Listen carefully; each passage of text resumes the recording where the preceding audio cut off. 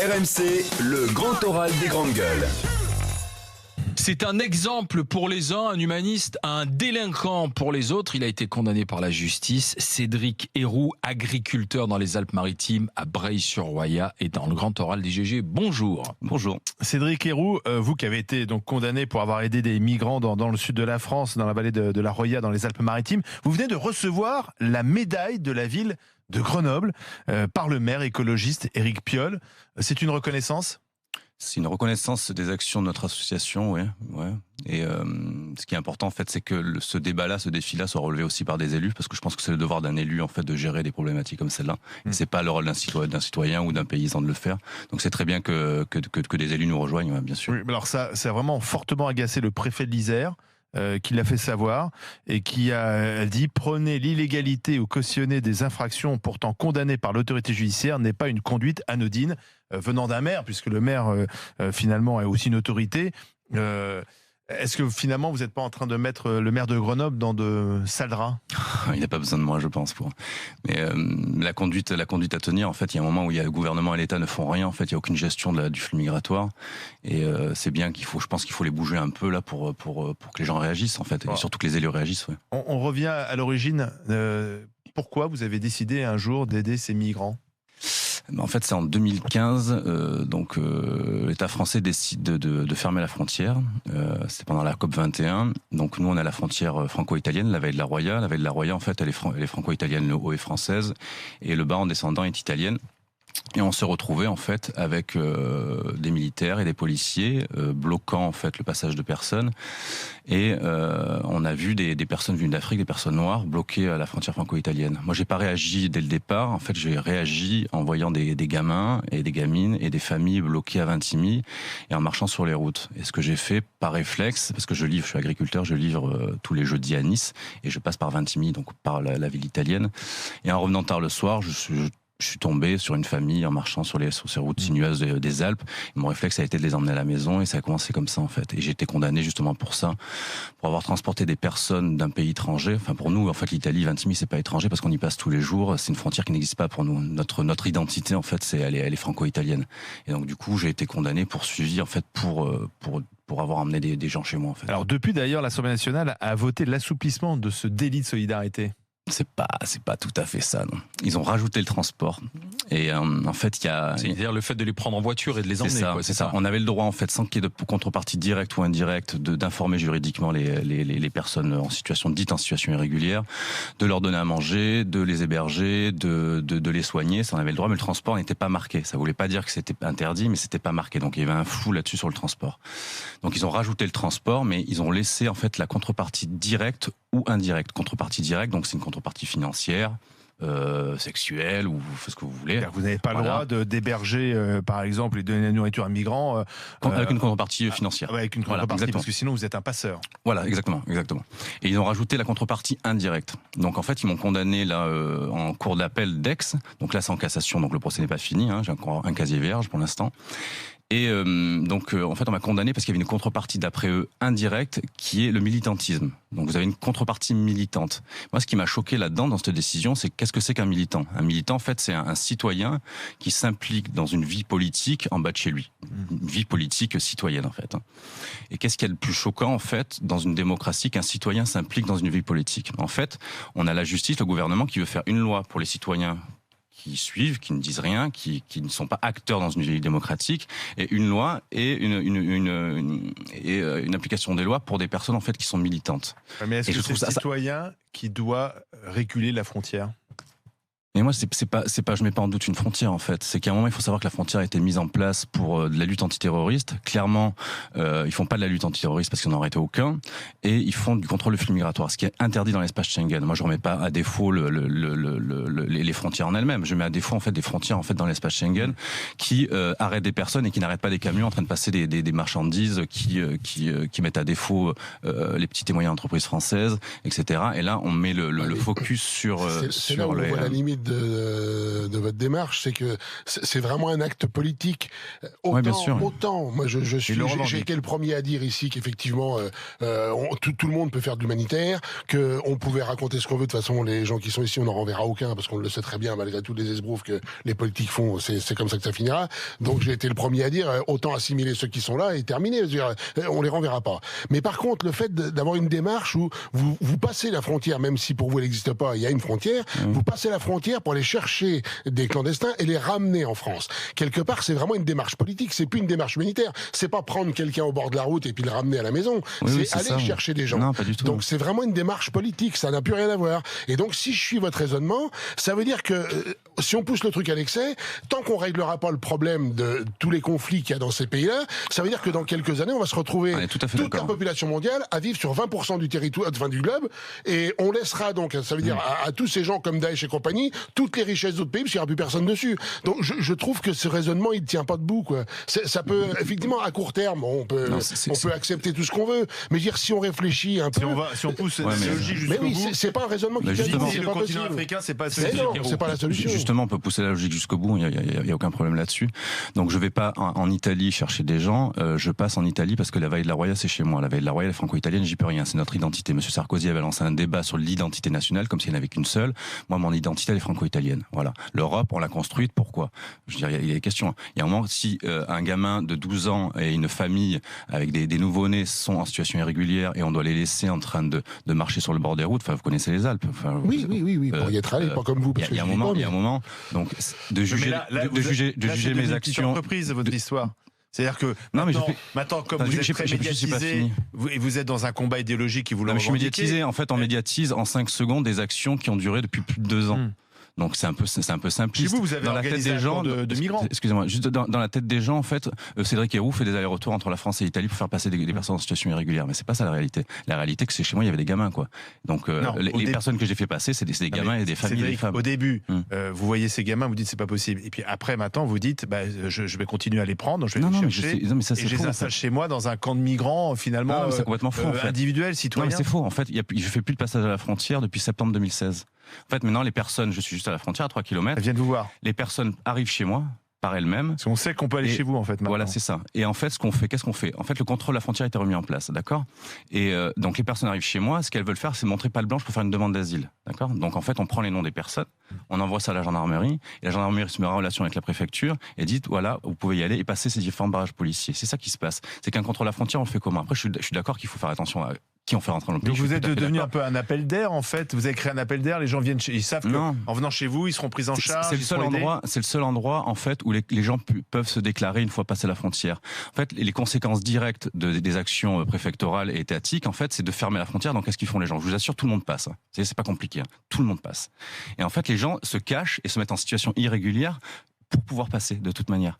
Donc pourquoi ne pas demander qui c'est qui veut rentrer, qui c'est à la frontière franco-italienne? Je parle pas des frontières de l'Europe, je parle des frontières dans l'espace Schengen. Qui c'est qui veut rentrer? Qui c'est qu'on a? Monsieur un tel, madame un tel, telle famille, pourquoi vous êtes là, etc. Et c'est comme ça qu'on fait un contrôle de la frontière. Là, les conséquences directes, c'est qu'on retrouve à Paris des milliers de personnes en situation irrégulière qui ont passé des départements entiers et sans pouvoir en fait mettre patte blanche et dire oui, je m'appelle un tel. C'est comme ça qu'on passe la frontière. Oui, non, en tout cas, moi, je vous tire un grand chapeau, parce qu'en plus, avec tout ce que vous nous dites, il n'y a pas de souci. À chaque personne qui arrive, voilà, hop, on contrôle, vous envoyez à la préfecture. Alors qu'à Paris, c'est pas du tout comme ça. Ils sont tous amassés un peu partout, quai de Gemap, la Villette, même si dernièrement...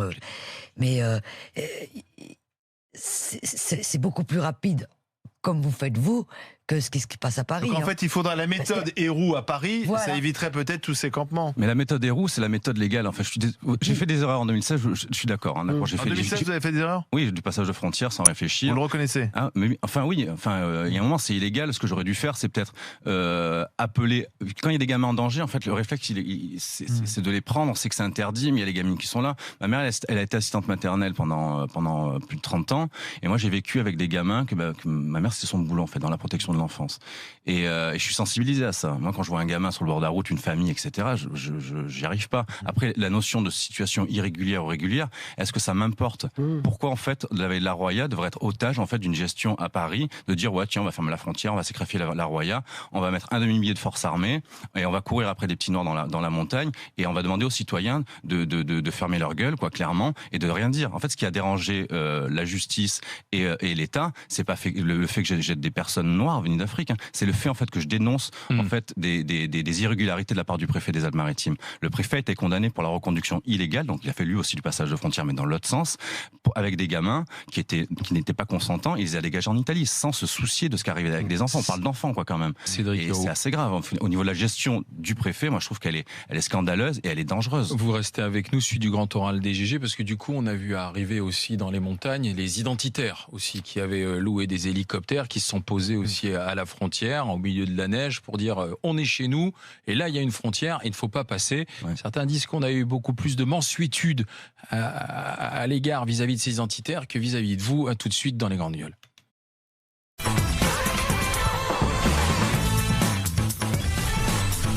Les GG, les Grandes Gueules sur RMC, sur numéro 23. Et c'est Cédric Héroux qui est avec nous dans les Grandes Gueules. Cet agriculteur condamné par la justice pour avoir fait passer des migrants. Vous dites, je suis militant, je suis simplement humaniste. Et on ne peut pas laisser des enfants et des familles entières comme ça sur le bord des routes. Charles Consigny. Écoutez, moi, je pense que Cédric Héroux est sans doute militant, sans doute un militant de gauche, mais ça n'enlève rien à la noblesse de son combat et de ses actes. Moi, je trouve que c'est assez dramatique que la justice française l'ait poursuivi et condamné. Enfin, pas encore condamné, si je comprends bien. En cours. En tout cas, voilà. Il y a un pourvoi en cassation et j'espère que les hauts magistrats, comme on les appelle, sauront faire preuve sauront appliquer pleinement voilà, la devise liberté, égalité, fraternité. Mais je trouve, si vous voulez, que autant on a un problème migratoire qui est majeur. Moi, je pense qu'on a des arrivées trop massives d'étrangers en France. Je crois que c'est une réalité qu'on a du mal à gérer, qui devient assez ingérable. Et on le voit à Paris avec ces campements de migrants, etc. C'est très compliqué. Les vagues migratoires précédentes n'ont pas été qu'une chance pour la France. Ça, c'est aussi une réalité de le dire. On a des tensions communautaires qui sont fortes. On a une radicalisation de l'islam qui est réelle, en particulier dans la jeunesse. Et donc, l'immigration, c'est pas un bien en soi. Moi, je trouve. Et je trouve que c'est normal qu'un pays se dote de frontières. Mais ceci étant dit, ça, c'est pour la politique globale, si vous voulez, c'est la macro-politique. Mais je trouve que sur le terrain, il est assez scandaleux, parce que, en vrai, vos actions, même si elles sont très nobles, par rapport au nombre de gens qui arrivent, c'est dérisoire, vous accorderez avec moi. Il y a 200 000 entrées, je crois, d'étrangers en France par an. Je ne sais pas combien... non, 200 000 titres de séjour, enfin de régularisation. Il y a 200 000 sur le nombre de personnes qui arrivent, c'est difficile d'ailleurs d'avoir un chiffre. Avec les mais c'est paradoxal, Charles. C'est-à-dire qu'à la fois tu dis il faut être assez ferme avec l'immigration et en même temps tu applaudis le geste de Cédric Héroux. Alors on ne comprend pas là. Mais parce que je trouve qu'il y a une politique globale qui relève du gouvernement, etc., et qui relève des frontières extérieures de l'Europe. Ça, je suis tout à fait d'accord avec lui sur le fait que la France ne peut pas s'arroger le droit, sous prétexte de lutter contre le terrorisme, de en fait rétablir une frontière nationale. Soit on est dans Schengen, soit on n'y est pas. Mais moi, je trouve que c'est pas légal de détourner comme ça la finalité. Et je trouve que quand on est face à la détresse des gens, c'est normal et c'est même remarquable de leur venir en aide. Et on n'arrête pas, on est là les bras ballants à regarder ces migrants qui sont dans des tentes à divers endroits à Paris, mais personne ne les aide. Ce serait très bien que des gens les aident. Et donc je trouve que son combat devrait être salué et certainement pas combattu par les pouvoirs publics. Cédric Héroux, je suis sur Twitter, vous êtes interpellé. Est-ce que vous savez que des terroristes se sont glissés parmi les migrants et notamment des terroristes qui ont participé aux attentats du 13 novembre à Paris? Le truc, c'est que... c'est pour ça qu'on parlait tout à l'heure de contrôle de frontières, savoir un peu qui c'est qu'on fait rentrer sur le territoire. Il faudrait savoir aussi de comprendre le terrorisme. Il y a M. Valls en fait qui avait dit comprendre en fait c'est l'excuser, ouais, exactement. Et il y a un moment, c'est que autour de la table comprend en fait, essaie de comprendre, est-ce que vous oserez aller sur votre ordinateur et faire des recherches, savoir un peu le mécanisme qu'il y a. Donc il y a un centre de formation qui est exceptionnel en France pour l'apprentissage du terrorisme, on appelle ça la prison. Et il y a un moment où savoir comment se construit ce terrorisme-là. Donc il se construit avec la précarité, il se construit avec la stigmatisation, il se construit avec le racisme. Est-ce que la violence a une nationalité bien précise ? Je pense pas. Je pense que on voit pendant la Deuxième Guerre mondiale ce qui s'est passé. Je crois que la violence n'a pas forcément de nationalité. Et de dire en fait, tiens, il y a telle nationalité qui est plus violente que l'autre, ou telle religion qui est plus, c'est une connerie. Et je voudrais préciser aussi que les premières victimes des terroristes, ce sont les musulmans eux-mêmes. Où il y a des attentats, la majorité des personnes qui sont victimes des attentats dans le monde, ce sont les musulmans. Donc ces gens en fait, ces gens violents qui utilisent une religion en fait pour fédérer, enfin il y a rien de religieux là-dedans quoi. C'est juste des malades, c'est des malades mentaux. Et en fait on donne la possibilité à tous les malades mentaux d'aller prendre un camion, d'aller écraser des gens au nom de l'islam, et puis c'est les gens qui rentreront dans l'histoire. Les malades mentaux ont besoin de reconnaissance sociale. Donc en fait, là, on est en train de dire, allez les malades mentaux, dites que vous venez de l'islam, allez prenez un camion. Cédric, est-ce que vous prenez pas un risque ? Parce que c'est quand même un gros risque. Bon, moi d'ailleurs, je comprends pas qu'on vous traite de délinquant, parce que des délinquants. Il y a des règles. Mais c'est vrai que le jugement n'est pas terminé. Délinquant, c'est Cédric Héroux et c'est le voleur de voiture ou de scooter. Voilà. Est-ce que Cédric Héroux est un voleur ? Non, pour moi, il y en a. Je suis sûr que l'abbé Pierre ou sœur Emmanuel, il serait là, il ferait la même chose que vous. J'en suis sûr. Mais imaginez qu'il y a quelqu'un qui vienne chez vous parce qu'il sait que qu'on puisse et que. Parce que les mecs qui ont envie de faire un truc, un sale coup en France, ils vont pas dire bonjour, je suis terroriste. Est-ce que là, quand même, vous prenez pas un risque et après, est-ce que vous auriez pas sur la conscience ? Oui, non, mais attendez, mais on mélange tout en fait. C'est en fait dans la tête des gens, en fait, l'immigration, elle est mondiale. Donc ça veut dire qu'à la France et tout autour, en fait, il y a que des dangereux. Donc, ou alors pays africains, etc. Est-ce qu'il y a eu un terroriste érythréen ? Est-ce qu'il y a eu un Soudanais ? Est-ce qu'il y a eu un Tchadien ? Non, donc de quoi on parle ? C'est pas un argument. Ça. Bah oui, c'est un argument. Bien sûr que c'est un argument. De faire le lien direct avec immigration et terrorisme, c'est un lien un peu court. Mais c'est pas ça qui me dérange. Mais c'est pas le fait de ce lien terrorisme-migrant. Le problème, il est pas là. Effectivement, je pense pas qu'il soit là. Aujourd'hui, moi, ce qui me gêne, c'est effectivement que le maire d'une ville, qui est quand même le premier officier de police judiciaire de la ville, aille vous remettre une médaille, alors que vous êtes en ce moment poursuivi par la justice. Mais c'est très bien. Mais non. Alors à ce moment-là, moi demain, je vais dire un truc. Mais je veux très bien qu'un élu célèbre. Alors quand l'État déconne, donc ça veut dire que si on part de ce principe-là, toutes nos lois. Mais c'est pas la question, Charles. Mais c'est pas la question. À ce moment-là, on remet en cause toutes nos lois et on respecte plus rien. À ce moment-là, on remet en cause toutes nos lois, on respecte plus rien. Pourquoi moi je dois me soumettre à la justice quand je suis interpellé parce que j'ai fait quelque chose et pourquoi d'autres le seraient pas ? Il y a un moment, on peut être d'accord ou pas. Si tu considères que vous mélangez tout en fait. Mais non, je mélange pas. Si tu considérais que tu étais interpellé pour des mauvaises raisons, tu serais ravi que au contraire cette interpellation soit contrebalancée par une autre décision de, comme tu dis, le premier officier d'une ville. Et moi, je trouve que ce maire de Grenoble a tout à fait raison de manifester son désaccord avec le préfet. Si les préfets avaient raison sur tout, ça se saurait. C'est les mêmes préfets qui peuvent faire beaucoup de bêtises aussi, parce que c'est eux qui ont dans les mains le monopole de la violence. Le préfet applique la loi, c'est pas lui qui la vote. Vous vous êtes retrouvé au Festival de Cannes parce qu'il y avait un documentaire qui vous était consacré, qui était présenté. Vous êtes arrivé en smoking, ça c'est la tradition à Cannes, c'est la règle vestimentaire, le dress code, comme on dit, avec le réalisateur qui s'appelle Michel Toesca. Vous êtes arrivé avec des migrants aussi. Non, c'est pas des migrants, c'est des personnes qui ont un statut de réfugié. Le statut de réfugié qui sont dans ce film. Est-ce que le doigt d'honneur était justifié ? Mais il était où le doigt d'honneur ? Il a été photographié où ? En fait, c'est une fausse info qui circule sur le net. Regardez. Où est-ce qu'il est ? Il était sur la croisette. Oui, mais il est pas au Festival de Cannes. Ah, moi, je sais pas. C'est à Cannes. Oui, c'est à Cannes. C'est pendant le festival. Oui, mais c'est pas au Festival de Cannes. D'accord. Et c'est pendant le festival. C'est en sélection, en séance spéciale au Festival de Cannes. Non, c'est pas dans le Festival de Cannes. Donc ça, c'est dans un hôtel. Vous jouez sur les mots. Non, pas du tout. Non. Racontez-nous. Ça, c'est adressé aux gens qui l'ont mal pris. Donc ça, c'est adressé au racisme, c'est adressé à la discrimination, et c'est adressé à tous ces gens en fait qui sèment la haine tous les jours en France, quoi. Voilà, c'est adressé. Hélène, c'est simplement parce qu'on n'est pas d'accord avec vous, on sème la haine. Mais déjà, c'est une photo qui a été volée. Non, mais c'est une photo. d'accord avec ce que vous faites, c'est inévitablement c'est pas semer la d'accord. haine. Non, le racisme est interdit en France. Vous savez, et là on voit sur Twitter, sur Facebook, les gens se lâchent avec des propos racistes. Le racisme est interdit en France. On peut pas Donc, faire un il y a un amalgame comme moment. ça. Il y a un moment. Mais non, mais ce doigt, il a été fait à ces gens-là. Il n'a pas été fait sur les marges du Festival Oui, non, de mais Cannes, parce regarde. que je respecte beaucoup Monsieur Frémaux et Monsieur Lescourt qui nous ont invités au Festival de Cannes.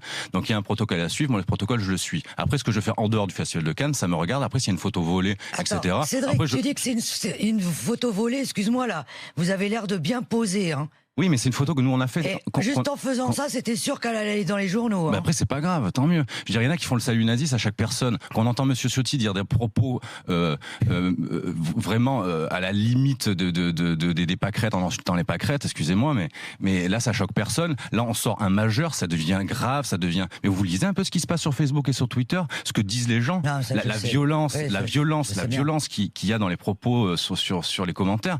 Et là, tout le monde s'offuse parce qu'on a fait un doigt d'honneur en rigolant, quoi. Non, mais il faut Non, mais arrêter. c'est pas ça qui me gêne. Moi, ce qui me gêne, c'est de dire ce doigt d'honneur est destiné à tous ces racistes qui sont contre notre Non, mouvement. c'est les gens qui compagnie. ont mal pris qui m'ont insulté par la suite. Et donc, quelque part, moi, je suis désolé, je peux être en contradiction avec vous. Ouais. Je me considère pas comme quelqu'un de raciste. Bah, justement, il Donc, voilà. vous est pas destiné. Donc, voilà, c'est. Bon, après, il y a un paradoxe. Mais la provocation, c'est bien. Il y a un moment, excusez-moi, il faut un peu de légèreté. Et en même temps, vous êtes récupéré un peu par le système parce que, sincèrement, moi, ça m'a fait sourire de vous voir déjà habillé comme cela. Donc, vous jouez, pour le coup, là, pour vous appliquer les règles parce qu'on peut pas monter les marches toujours les règles. sans un smoking. Là, finalement, vous appliquez les règles de Cannes peut-être plus facilement que les règles du préfet.